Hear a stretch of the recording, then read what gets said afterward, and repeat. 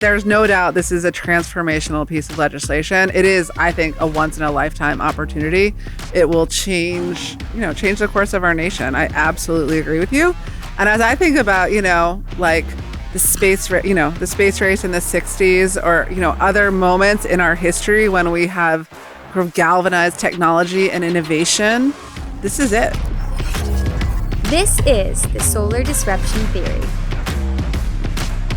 Welcome back to part 2 of our 2-part series with Abby Hopper, the CEO and president of SEIA, the Solar Energy Industry Association.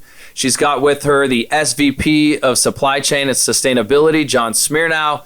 And let's get right back into it. All right. And to dive a little bit more into the numbers of, why it's so beneficial. Why is Freedom, who is so focused on installing solar, wanting to get into the manufacturing business?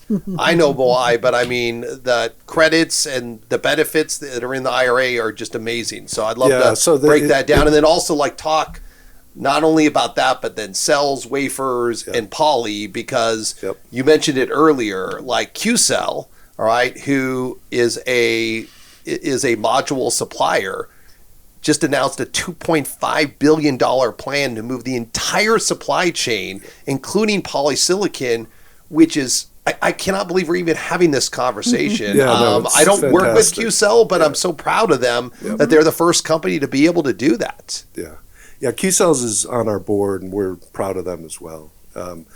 So it's all stems from the SEMA, Solar Energy Manufacturing for America Act, which was put forth by Senator John Ossoff from Georgia.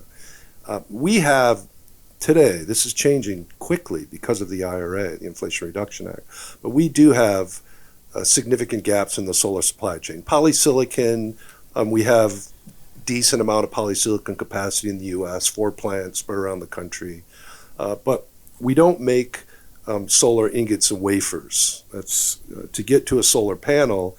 You start with a raw material called quartzite, and then you turn that into polysilicon, and then you form the polysilicon into an ingot, and you chop that up into wafers. Wafers become cells, and then cells become finished modules. At the high level, that's the supply chain. We can supply the U.S. probably for the next couple of years with American polysilicon. We also have suppliers in Germany and Malaysia, China as well. But it's getting harder to bring products with Chinese polysilicon into the U.S. No domestic production capacity for ingots and wafers, no domestic production capacity for cells, decent amount of production capacity for modules. Today, we probably have capacity to produce a third of what the U.S. consumes in solar panels. A lot of the new announcements that have been made tied to the Inflation Reduction Act are in the module manufacturing space. So we're comfortable that in 2, 3, 4 years, as deployment increases dramatically, that module production supply in the U.S. is going to grow with that. But the SEMA, Solar Energy Manufacturing for America Act, directly incentivizes new U.S. manufacturing investments with a tax credit. So if you sell a kilogram of polysilicon, you get a $3 per kilogram tax credit. If you produce a solar panel in the United States, you get produce and sell in the United States, you get a 7 cents per watt tax credit. You get a 4 cents per watt tax credit for cells. And so what we helped the government design was through the tax code, let's set up the Solar Energy Manufacturing for America Act to target the key elements of the supply chain: polysilicon, ingots, wafers, cells, modules, inverters as well is another one, encapsulants, so the polymer materials, and there are also similar tax credits for energy storage. So if you assemble cells, battery cells into a finished battery, you get a tax credit for that. If you produce the cells in the U.S., you get a tax credit for that. So directly incentivizing companies to build factories here, sell those products in the United States, and then once those are grown up, then they're going to pull in all of that new manufacturing for the key segments, are then going to pull in the more, solar glass. We don't make solar glass in the U.S. The junction box that goes on the back of a solar panel and has all the electrical components. We don't make those in the U.S. So we're not directly incentivizing those. All of these raw materials are necessarily, we believe, going to eventually, a lot of those are going to move to the U.S.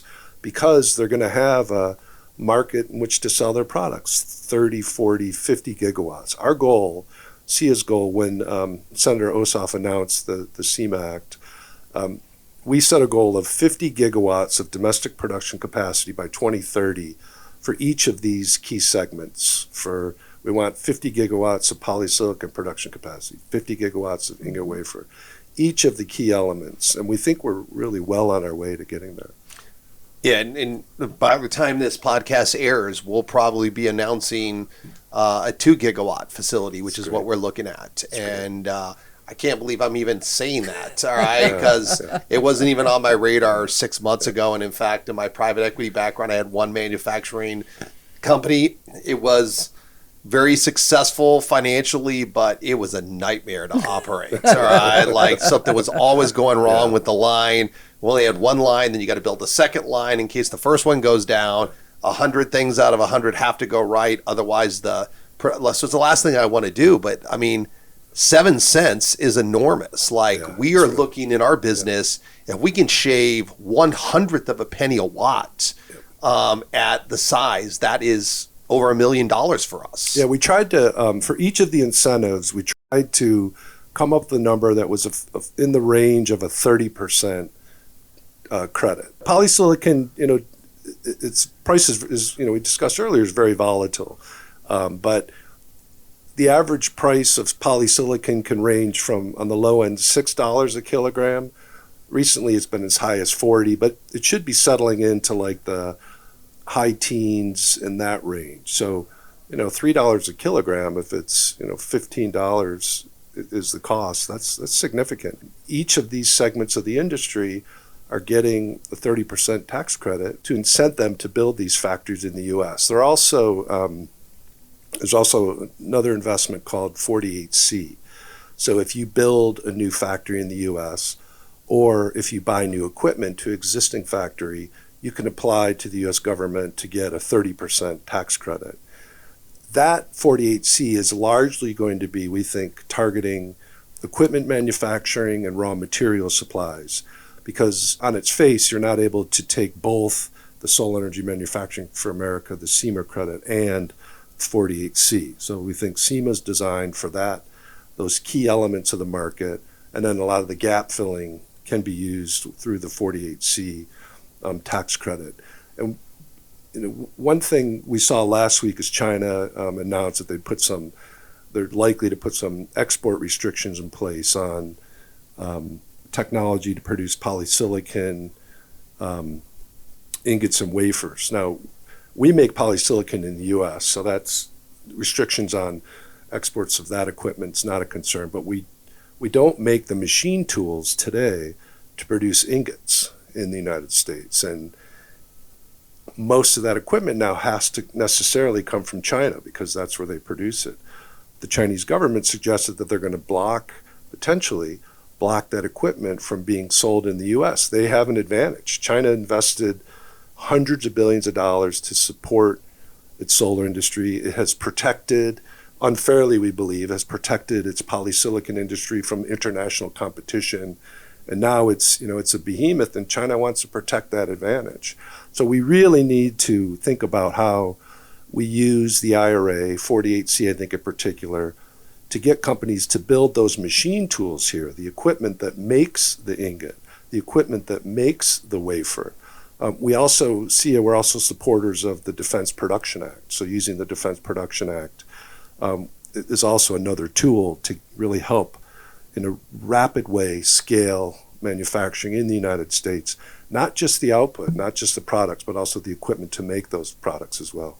Brett might be announcing, you might be launching into equipment manufacturing. manufacturing soon. Yeah, on the China thing, Abby was quoted yesterday in the Wall Street Journal saying that the potential export restraints are Exhibit A in the need to grow manufacturing here in the United States. But if you're the Chinese government, this is a big threat now, right? Huge threat. Yeah. So Huge threat.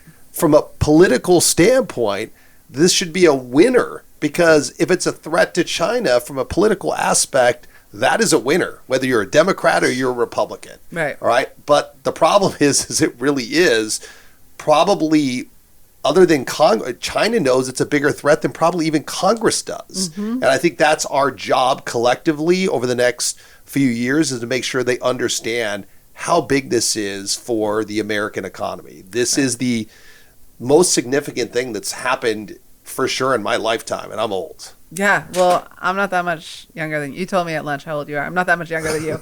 But it is. I mean, there's no doubt this is a transformational piece of legislation. It is, I think, a once in a lifetime opportunity. It will change the course of our nation. I absolutely agree with you. And as I think about, like the space race in the 60s, or, other moments in our history when we have sort of galvanized technology and innovation, this is it, right? This is our moment. And partly what I find so exciting is like, it is so led by consumers, right? Consumers are demanding clean, reliable, affordable energy, right? That's what you provide, right? That's what we try to create the policies to provide. And so that kind of energy, right, that's really ground up, that sounds terrible, ground up energy that's coming from consumers, right? It's not like a mandate from the government, but it's really companies and utilities and homeowners and businesses saying, I am demanding that you provide me clean, reliable, affordable energy. And it's like, okay, let's innovate our way into this new way of life. Yeah, and the last thing I'll say on this is I will disagree. Like your analogy of the space race of the 60s. Yeah. This is way bigger than that. Like there's almost not an analogy that I can think back in history. I was trying to have something that people could relate to. I know it's relatable, but I mean, I think that minimizes the impact in the scale of what this is. Because we didn't all go to space. Correct. But we all use energy. And what did that, I don't want to get into NASA and what that meant. This is, like you talk about transformational. Yeah. This is going to, we will be the dominant world power going forward. Then we have a whole nother argument to make sure that we utilize the dominance that we have for the good of the earth. But I mean, this thing is amazing. It's way bigger than the space race of the 60s. That's my point. I will cede that point to you happily. No. You don't have to apologize. I will cede it to you. And we don't even have time for this, but think about the impact this can have on our foreign policy, right? If we are not dependent on other nations for energy sources, right? But if we are much more contained and manufacture our own energy, harness our own energy, deploy and export our tools, imagine what that does to our foreign policy. It's exciting. That's exciting. Yeah, and thinking of the magnitude of the Inflation Reduction Act, the impact it's going to have, we've heard a lot of people say, it's estimated that it's going to be $369 billion worth of energy credits, and nobody really knows. I've heard as high as $1 trillion, and whatever the number ends up being, that means that the solar industry is generating that much more because the tax credits are only a percentage of the overall business. So I think since that happened last year, all of us have been just very excitedly and anxiously waiting to hear what details are going to come from this. And you guys have talked about it. I thought at some point in January we were going to hear a little bit more, and now I'm hearing maybe it's in March. Who is the department that is going to roll out these details? Is it the Department of Energy? Is it the Treasury? Who are we waiting on information to get more details as to how these tax credits are going to work? I'm going to give you such a DC lawyer lobbyist answer. You ready? Yes. It depends. That's a good sales answer too. Thanks, Sales guys like to use that. Yeah, it's really handy. So it different credits or different aspects have different departments. The majority are coming from the Department of Treasury, right? So they have to do with tax credits, so they come out of the United States Department of Treasury. Things like the energy communities, there are some elements of that are very clear, and we actually have those mapped on our website, SEIA.org. So you can see West Virginia and Pennsylvania, but there are others that are open to interpretation, and we need some clarity from the Department of Energy on those. The Department of Labor has been really instrumental in some. We haven't even, well, because it's not as relevant to your business, but apprenticeship programs and prevailing wage, which are important to the utility scale companies. You know, they're having a lot of input into the Department of Labor. I will tell you, politically, this all flows through the White House, right? Everything, all of this. There is a climate czar, John Podesta, who's went to the White House. January? No, we met with him on his first day. Yeah. September. September, he got to the White House, and his sole job is to ensure that this thing is implemented quickly and most efficient as possible. So all things flow up through the White House. So that's an important thing to know, but it also is another stop on the journey. So it depends. But we spend a lot of time with the Department of Treasury and the Department of Energy. Okay, and I think sales guys, and the rest of the people in the industry that are out selling this product, everyone's talking about what's in Section 48, the stackable adders, right? And I don't think we give enough credit to what's in Section 25, which, before this was passed, we had 26% tax credit. Yep. And it was on a path towards stepping down every single year. Yep. We were about to go down to 22%. And so and then it got away. extended, and then eventually was going to sunset. So it got extended, not for 2 years, but for 10. 10. And it was an 8-point swing because it went, instead of down 4 points, it went up back to 30 where it was. Like that, I think we all just kind of overlooked that because we're all trying to figure out how do we get access to these other stackable adders. Right. But the magnitude of just that one piece alone, I think, gets overlooked a lot of times because we start figuring out what does this mean? Because when it was passed, what was it, Brett? Like 70% of our customers were buying solar via either loan or purchasing it with cash, and only roughly 30% were financing it through a PPA. It got to 82-18. So we were 82% purchase in cash. Yeah, and now we're seeing kind of this major transition because those tax credits, those stackable adders, are not available to customers who purchase solar directly, and they're available indirectly through companies that offer PPAs. In our case, that's Sunrun. And so we're seeing this massive shift, and so we're all focusing on how does this work and how does this transition happen, and not every state offers a PPA, right? So not every state is going to be able to benefit from some of these adders, some of these tax credits, and so they're going to continue to have to sell the purchase. But I wanted to highlight the 30% tax credit because I've been in solar long enough to see it. We're in December and it's about to get voted out again, or we're not going to extend it, or we're not going to increase it. It's just going to keep stepping down, and it's gone up and down, and the fact that it was extended for a decade. It was amazing you telling me that, it was just kind of an idea that one of your staff members, hey, let's go for 10 years. Yeah. Isn't that amazing? Fill the budget window. No, I appreciate you saying that because it is, right? Like in my past life, you're in private equity. I was a private equity attorney. And so all my clients want certainty, right? They want to know what the rules of the road are so they know how to design their business strategy and, where to move. It's hard to do that when things change in December of every year. You don't know if it's going to step down. You don't know if it's going to get continued. You don't know if it's going to get randomly cut. And so a 10-year runway, right? My hope, and tell me if I'm wrong, but my hope and expectation is that alone gives customers and businesses a fair degree of certainty around kind of what's the baseline, right? Where can we operate from? Yeah, the adders are awesome. Their adders are amazing. But we at least know 30% for a decade. I mean, that's beyond our wildest dreams. Like, I got to tell you, like, when did this thing happen? This happened in like August. Yeah, it was family vacation. It happened in August. Probably like starting in March, I would have conversation. Like if I saw you at an event, I'd be like, yeah, bro, this is so great. It might not be 10 years, right? Like, 10 years is what we asked for, but it's like most things. You ask for way more than you want, and of course we're going to negotiate it down. Don't tell anybody. And then, you guys, it was 10 years and we were like, oh! But that's where I think like the midnight deal that was cut was Right? just cut and paste. It was 10 years.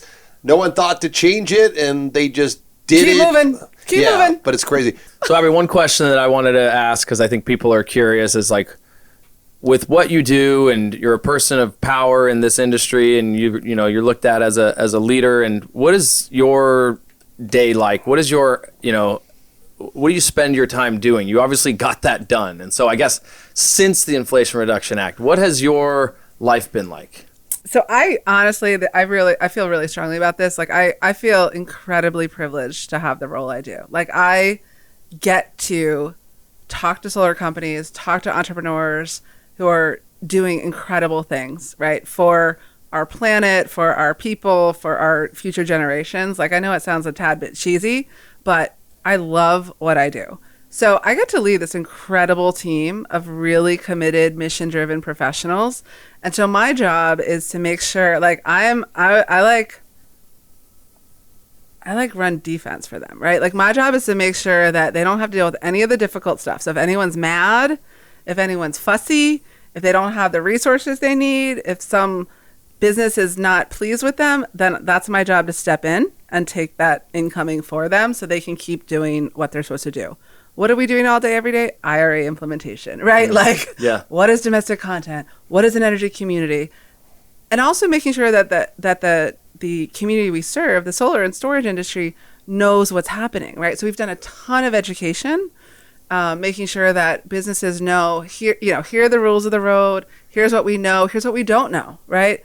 Here's like, don't go selling, I guarantee you a 70% credit, because that, A, that's not true, and B, you can't say that yet. So we do a lot of education. What I do on a daily basis, in addition to running offense for my guys and my girls, is to do a ton of press. I do a ton of press.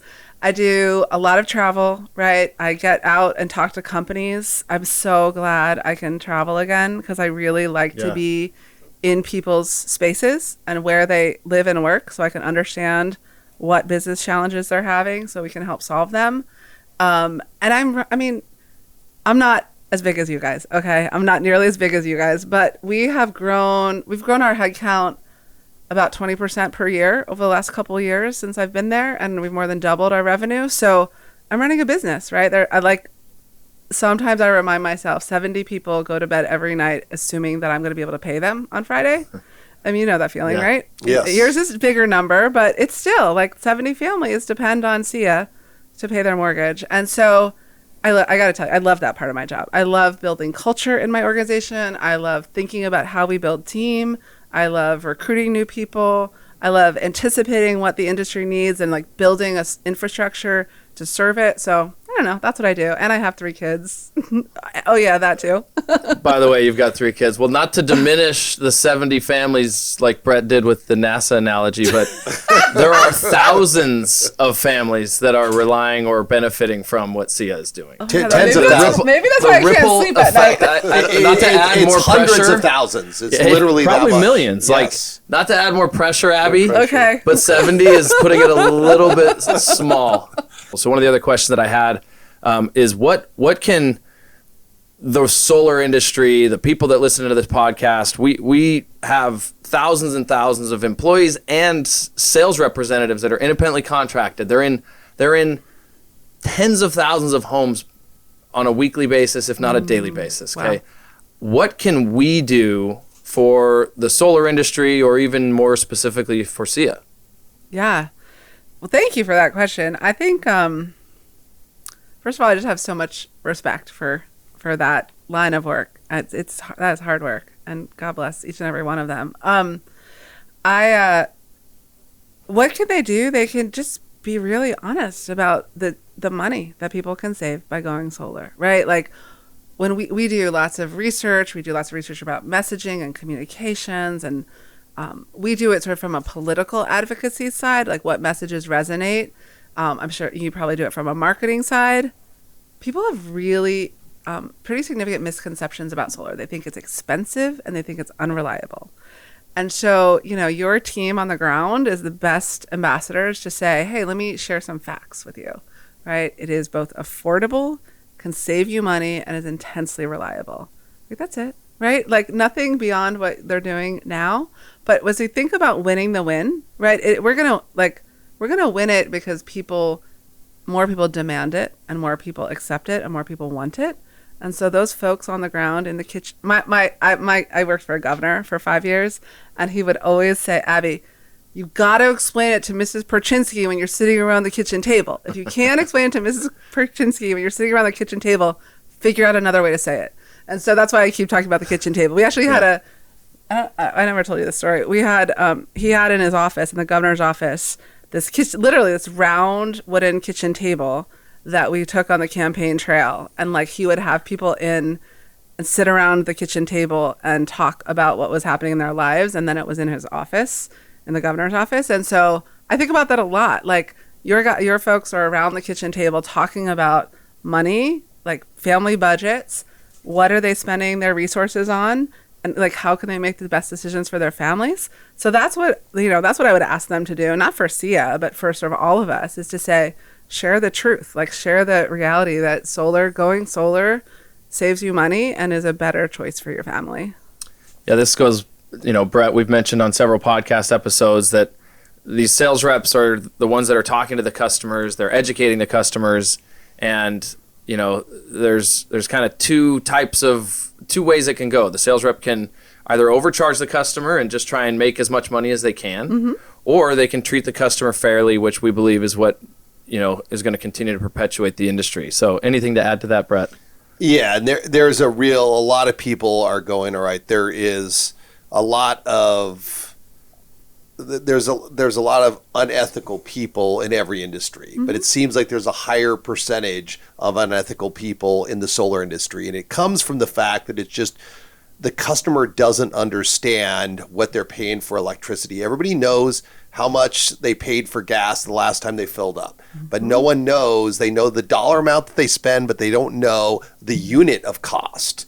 And because of that, it just creates confusion. And there's so many people out there saying different things. And a lot of people are going to like, how do we self-regulate?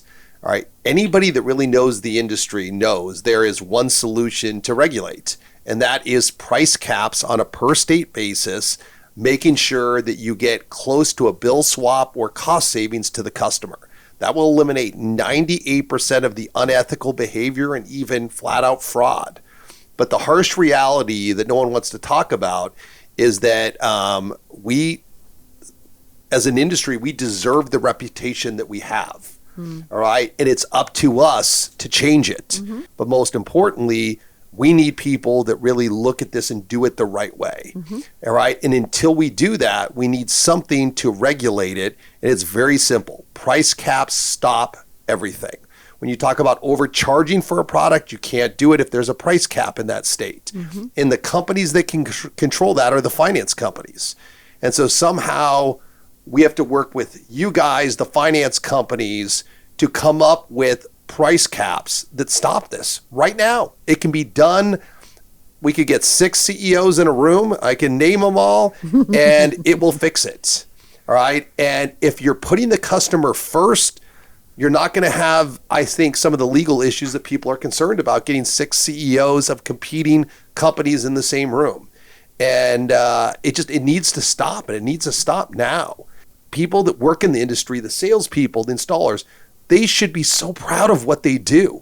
All right. And when you go, whether it's your weekly Bible study or you're going out to a cocktail party on Saturday and you talk and you say, I work in the solar industry, instead of people scoffing at you, they need to go, wow, thank you so much for what you do.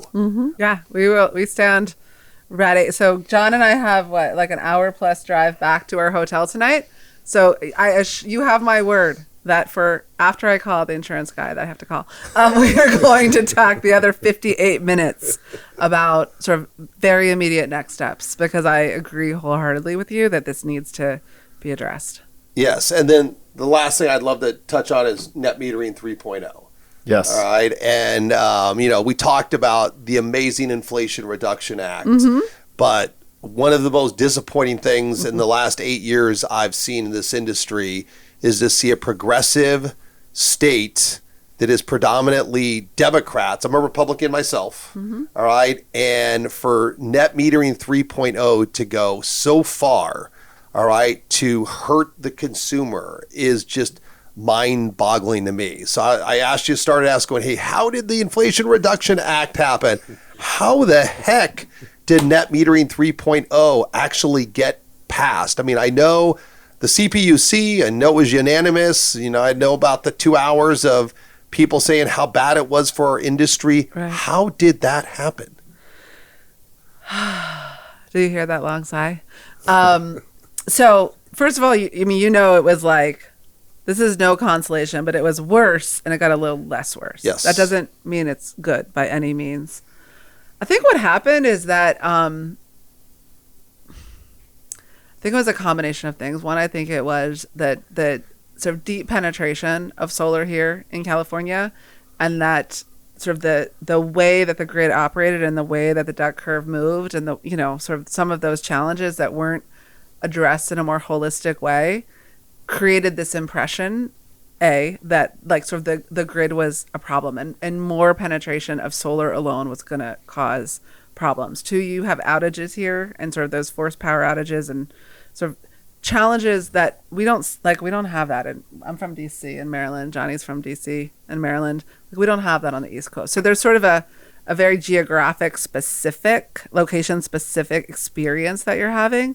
And I think there's a consumer protection element, right? If I think about some of the commissioners that were particularly influential in some of these decisions, they were really focused on consumer protection. There's sort of this equity lens that we can have a very vigorous debate. We certainly took a very different position, but this idea that solar was for more privileged people and that it wasn't really reaching kind of the entirety of communities gave credence to this idea that we should be rolling back some of the net metering. So I think that pairing it with storage in 3.0 is a way to address maybe 1 and 2 that I talked about, right?